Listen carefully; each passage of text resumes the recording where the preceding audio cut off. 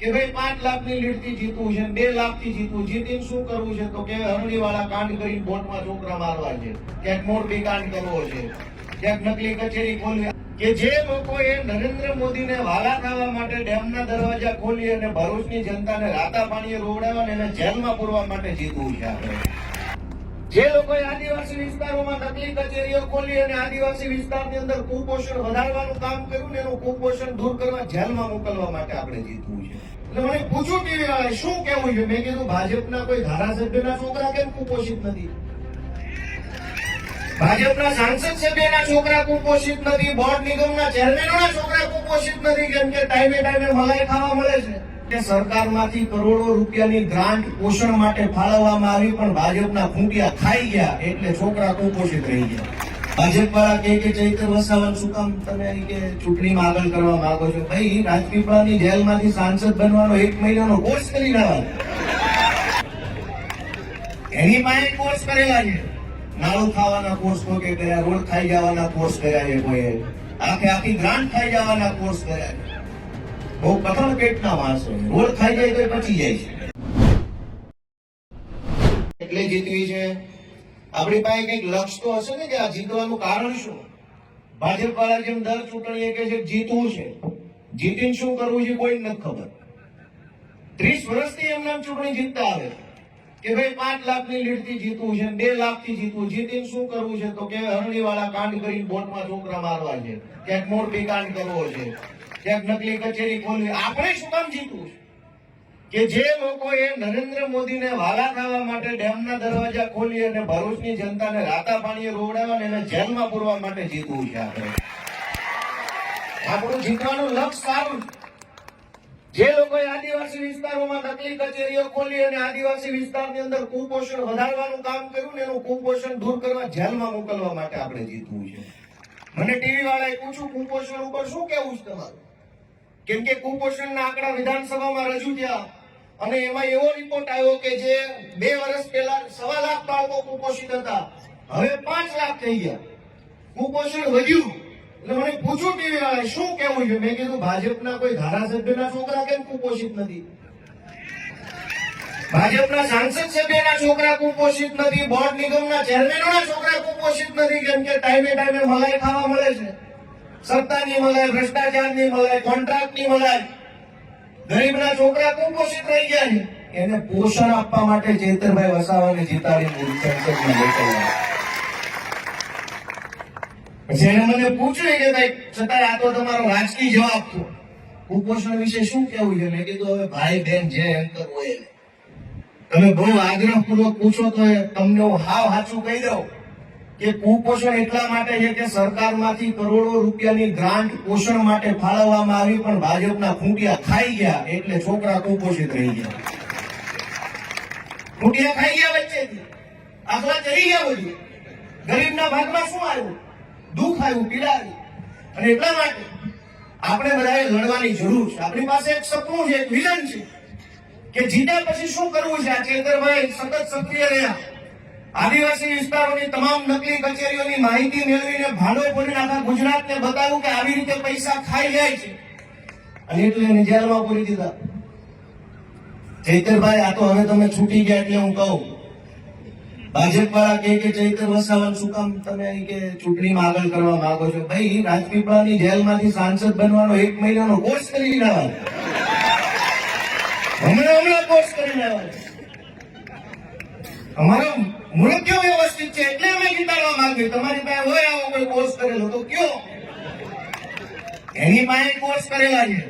નાળું ખાવાના કોર્સ કોઈ કર્યા, રોડ ખાઈ જવાના કોર્સ કર્યા છે, કોઈ આખી ગ્રાન્ટ ખાઈ જવાના કોર્સ કર્યા છે. બહુ કઠણ પેટના માણસો, રોડ ખાઈ જાય તો બચી જાય છે. એટલે પાણા પચે નહીં આપણને, માણસને તો અનાજ પચે, પાણા ન પચે, રોડ ખાઈ જાય છે. કોઈ કઈ ખાતા નથી. એટલે આપણે બધાએ એક સપના સાથે, એક લક્ષ્ય સાથે કે ગુજરાતની અંદર જે રીતે છેલ્લા 30 વર્ષથી ભાજપ વાળાએ ગુજરાતની જનતા ઉપર અત્યાચાર કર્યો છે, સતત અને સતત અન્યાય કર્યો છે લોકોને, એની સામે લડવા માટે ક્યાંકથી તો એક નાનકડી એવી ચિંગારી આપણે જલાવવી પડશે. એક ચિંગારી જાગે પછી તો આખા ગુજરાતની અંદર એનો પ્રકાશ ફેલાશે. અને એની આપણને આપણા માટે આ એક એક બહુ સારો મોકો છે. ભરૂચ લોકસભાની જે વિધાનસભાની જે ભૌગોલિક સ્થિતિ છે, એના સામાજિક સમીકરણો છે, એ ખરેખર બહુ સારા છે. અને સોનામાં સુગંધ મળી, ચૈતરભાઈ વસાવા મળી ગયા આપણને. સીટે હારી, માળાએ હારો, એમાંય ફરી પાર્ટી હારી. બધું ભેગું થઈ ગયું છે. હવે ભૂલ્યા જેવું નથી, મૂક્યા જેવું નથી. આ જવાબદારી ચૈતરભાઈને અને આમ આદમી પાર્ટીને જીતાડવાની જવાબદારી માત્ર આદિવાસી સમાજની નથી, માત્ર ભરૂચ લોકસભાના કાર્યકરોની નથી. સમગ્ર દક્ષિણ ગુજરાતમાં જેટલા આમ આદમી પાર્ટીના કાર્યકરો છે, એ તમામની જવાબદારી ચૈતરભાઈને જીતાડવાની છે. એટલે આપણે બધાએ સ્વ ખર્ચે, સ્વ સમયે, સ્વયંભૂ રીતે આમ કોઈ મોટા ઐતિહાસિક ઉત્સવની અંદર જોડાવાના હોય એમ હવે પછીથી ચૈતરભાઈના પ્રચારમાં અને સમર્થનમાં આપણે બધા સ્વયંભૂ જોડાઈ જવાનું છે. પાર્ટી તરફથી સંદેશ મળશે. આપણે બધા આ જે કઈ જવાબદારી મળે, જવાબદારી સ્વીકારી લેવાની છે. ખૂબ અન્યાય અત્યાચાર ભોગ્યો છે. લડાયક યોદ્ધા જેવા માણસ મળ્યા છે, સારી પાર્ટી મળી છે. અરવિંદજી પણ ખૂબ મહેનત કરી રહ્યા છે. તમે જોતા હશો કે નકરા સમન્સ આવ્યા કરે છે. વડોદરાની અંદર બાળકોને ડુબાડી મારનારાઓને સમન્સ નથી આવતા, પણ અરવિંદ કેજરીવાલને સમન્સ આવે છે, કેમ કે સ્કૂલ બનાવે છે. સમન્સ તો આવવું જોઈએ મોરબી કાંડવાળાને, નકલી કચેરી ખોલવા વાળાને સમન્સ આવવા જોઈએ, રેતી કાઢવા વાળાને સમન્સ આવવા જોઈએ, દારૂ વેચવા વાળાને આવવા જોઈએ. એ બધાને સમન્સ નહીં આવે. કેમ? કમલમમાં કટકી ટાઈમે પહોંચાડી દે છે, એટલે સમન્સ નો આવે. સમન્સ તો જે શાળા બનાવીને આવે, દવાખાના બનાવીને આવે. પણ આપણે બધા અરવિંદ કેજરીવાલજીના ઈમાનદાર સૈનિકો છીએ. આપણને એમની ભ્રષ્ટાચારી સરકારનો કોઈ ડર લાગતો નથી. તમારી એવી કોઈ જેલ નથી કે જે અમને પૂરી બીવડાવી શકે. તમે તો અમારા ઈમાનદારીના દમ ઉપર લડી લેવા વાળા માણસો છે. એટલે બધાને મારે વિનંતી કે આપણે બધાએ આપણો પૂરો સમય આપી, પૂરું યોગદાન આપી. આપણને પાર્ટીમાંથી મેસેજ આવે કે ન આવે, આપણને ફોન કરવાનો કદાચ ભૂલાઈ જાય તો આપણી જવાબદારી સમજી અને ચૈતરભાઈને આમ આદમી પાર્ટીને જીતાડવા લાગવાનું છે. અને આ સીટ ઉપર ઘણી બધી ટીવીમાં, મીડિયામાં ચર્ચા હાલે છે. ઘણી વખત એવું થાય કે ન કરવાની ચર્ચાઓ પહેલા કરવામાં આવે. વારંવાર અહીંયા ખબર છે કે ચૈતરભાઈની જાહેરાત થઈ ગઈ છે. ચૈતરભાઈ આક્રમક યુવા નેતા છે, સમાજના સમર્થન પ્રાપ્ત નેતા છે, પાર્ટી પણ એટલી કોશિશ કરી રહી છે. ત્યારે સ્વાભાવિક છે કે હવે આ સીટ ઉપર એક તરફ ભાજપ છે અને એક તરફ ચૈતરભાઈ અને આમ આદમી પાર્ટી છે. વચ્ચે બીજું કાંઈ છે નહીં. અર્જુનને જેમ પક્ષીની આંખ દેખાય એમ આપણને લોકસભા દેખાવી જોઈએ. અને ત્યારે આપણે ચૂંટણી જીતી શકીએ. હવે ભાઈ અમારી સાઈઝના લવણ રાખો. હવે અમારો વારો છે. ભાજપની સાઈઝના માઇક છે. નીતિનભાઈના માપના માઇક તમે અમારા મૂકશો થોડું આવી રાખો. અમારે ઉમેશભાઈ જોવો, એને માઇક થયું ને તો ધીમો અવાજ આવતો નતો આવતો.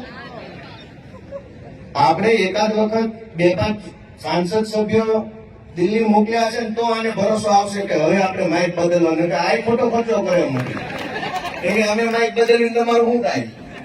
એટલે આપણે બધાએ ઘણા આપણી રાહ જોઈને બેઠા છે. કોઈ કે માઇક બદલવા છે, કોઈ કે લુગડા બદલવા છે, કોઈ કે ઘરે બદલવું છે, પણ એ બધું આપણે મહેનત કરીને કરવું પડે એમ છે. તો આ બધાનો ખૂબ ખૂબ આભાર. બહુ દૂર દૂરથી બધા અહીંયા આમ આદમી પાર્ટીનો ઉત્સાહ વધારવા, માનનીય સંદીપ પાઠકજીના નેતૃત્વમાં આ સીટ જીતાડવા માટે તમે બધા ઉત્સાહથી આવ્યા છો. સૌનો ખૂબ ખૂબ આભાર. અને આવીને આવી મજબૂતીથી આપણે હવે આજે જે માર્ગદર્શન મળે એને કાલથી અમલમાં મૂકવાની શરૂઆત આપણે બધા કરી દઈશું એવી શુભકામના.